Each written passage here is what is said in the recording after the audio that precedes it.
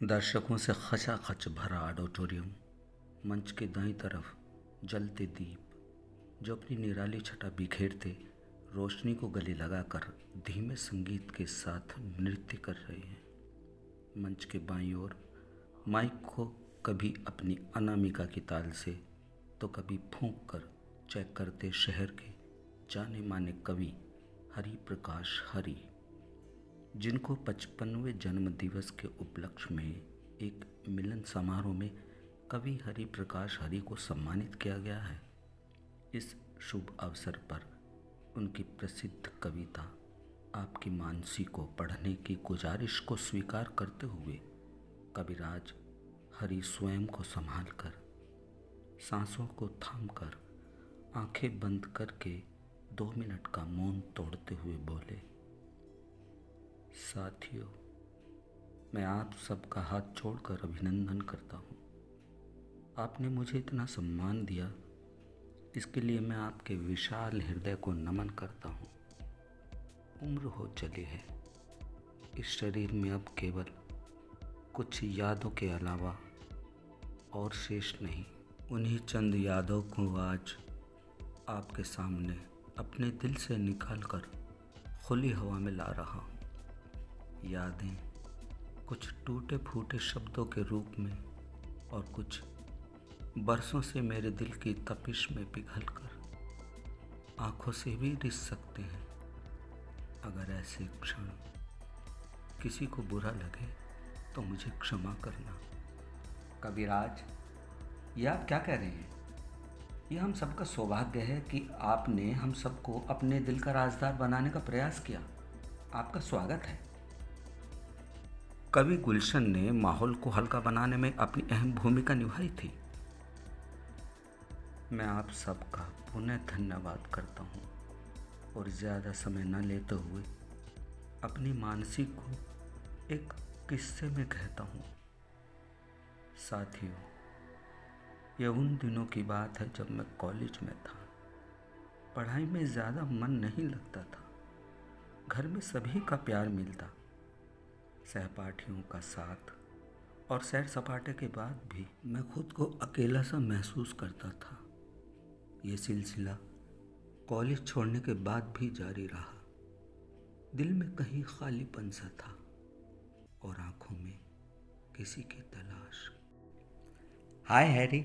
ओ हाय मानसी, कैसी हो? बहुत दिनों बाद आई हो। मानसी मुझे हरि प्रकाश की जगह हैरी कहकर बुलाती थी। हाँ, आज मूड आया आपसे मिलने का। और सुनाओ, कैसा चल रहा है आपका लेखन? अरे कहाँ लेखन, बस ऐसे ही। और सुनाओ, अंकल आंटी कैसे हैं? और दीपा और वो छुटकू कैसा है? सब ठीक है, आप सुनाओ। मैं जैसा भी हूँ तुम्हारे सामने हूँ।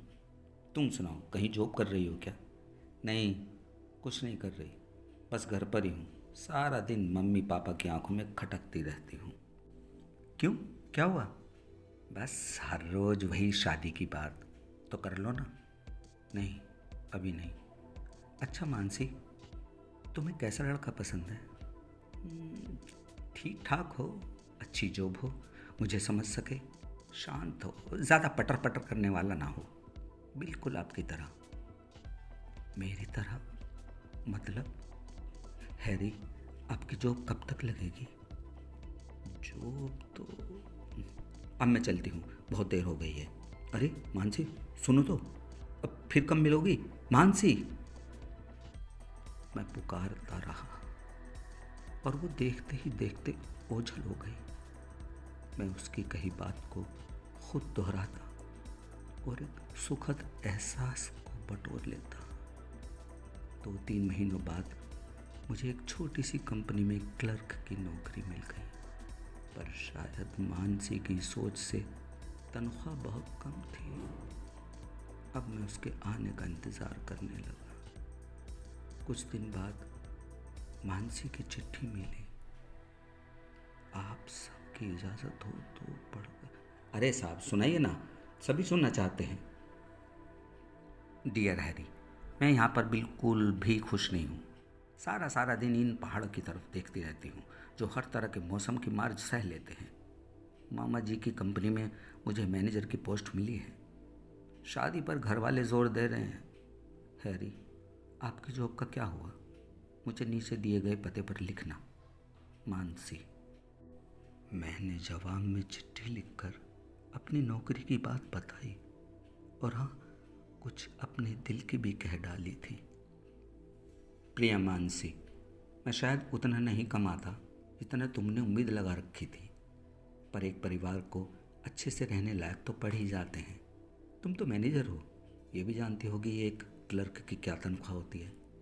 मानसी, अगर तुम्हें कुछ और पूछना हो तो लिखना, बाकी सब हरी इच्छा। आपके जवाब का मुझे बहुत बहुत इंतज़ार रहेगा। हरि प्रकाश। फिर क्या हुआ सर? क्या उनकी चिट्ठी आई?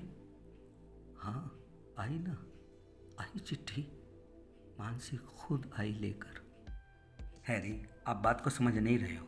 ये फिल्मी डायलॉग्स केवल कहने और सुनने में अच्छे लगते हैं, रियल लाइफ का इनसे कोई लेना देना नहीं है। आप कहीं दूसरी कंपनी में ट्राई करो। मैं मैनेजर हूँ, ऐसे कैसे? ओफ, एक तो ये रात दिन आपके कविताएं, कल्पनाएं जो इससे आगे आपको सोचने नहीं देती। हैरी, मैं बड़ी मुश्किल से टाइम निकाल कर आई हूँ, प्लीज़ कुछ अच्छा सोचो जल्दी, वरना बहुत देर हो जाएगी। मैं चलती हूँ, अपना ध्यान रखना, बाय। और वो अपनी गाड़ी में बैठकर चली गई। फिर क्या हुआ? फिर 1 महीने बाद मेरी भी अच्छी खासी कंपनी में नौकरी लग गई। मैं बहुत खुश हुआ और अपनी खुशी मैंने मानसी को चिट्ठी लिखकर जाहिर की। मेरी प्यारी मानसी, मैं यहाँ पर बहुत खुश हूँ, आशा है तुम भी खुश होंगी।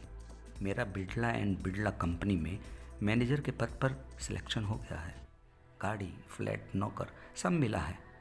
अब तो तुम्हें कोई शिकायत नहीं है ना? अब बस जल्दी आ जाओ यार, तुम्हें देखने को आंखें तरस गई। तुम्हारा हैरी।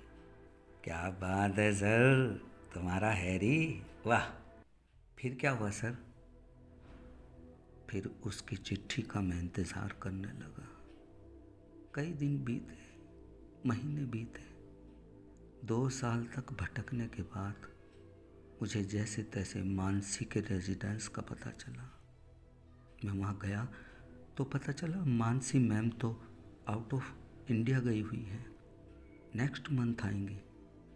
मैं अपने आने की खबर, अपना विजिटिंग कार्ड मानसी के नौकर के पास छोड़ आया और वापस घर आ गया। फिर आगे बताइए सर। फिर मैंने घर से निकलना बंद कर दिया, किसी से भी नहीं मिलता था। मानसी की बस एक चिट्ठी का मुझे इंतज़ार था जो कभी नहीं आई। मेरी उम्र पापा जैसी से दादा जैसी हो गई, पर मानसी की यादें आज भी मेरे दिल में जवान हैं। मेरी सारी ज़िंदगी मानसी के सुखी जीवन की दुआएं मनाती रही। मैं बस उसके लिए ही लिखता था। फिर एक दिन मैं धूप सेकने अपने घर की बालकनी में बैठा था। मेरी नज़र सफ़ेद रंग की बड़ी कार पर पड़ी जो ठीक मेरे सामने आकर रुकी। मैंने अपने चश्मे पहने और देखा कोई लड़की उतरी है। मैं धीरे धीरे नीचे उतरा। उसने डोरबेल बजाई, दरवाज़ा खोला। मानसी, तुम? नमस्ते अंकल, मैं शैली, मानसी की बेटी। शैली, मानसी की बेटी? और मानसी? मामा वहाँ है गाड़ी में। हाँ, चलो बेटी, मुझे गाड़ी तक ले चलो। मैंने जाकर देखा। अरे अरे, कोई पानी लाओ। क्या हुआ हरि प्रकाश जी? लीजिए पानी पीजिए। ओके ओके, मैं ठीक हूँ। माफ़ी चाहता हूँ, आप सबको परेशान होना पड़ा। आप ठीक तो हैं ना सर? हाँ हाँ हाँ, मैं ठीक हूँ। क्या हुआ सर, यूं अचानक आपकी आंखों में आंसू? गाड़ी में मानसी की यादों का एक छोटा कलश था। अपनी अस्थियां मेरे हाथों से प्रवाह कराने की मानसी की आखिरी इच्छा थी। कितनी शांत, शर्मीली सी मेरी कंपकपाती हथेलियों में सिमट आई थी। उसकी फूल सी अस्थियां सागर की लहरों से दूर जाती हुई जैसे कह रही थी, हैरी, शरीर से तो सदा ही मैं राख ही थी, पर मन से हमेशा आपकी मानसी बनकर ही रही। बस इतना सा किस्सा था मेरी मानसी का।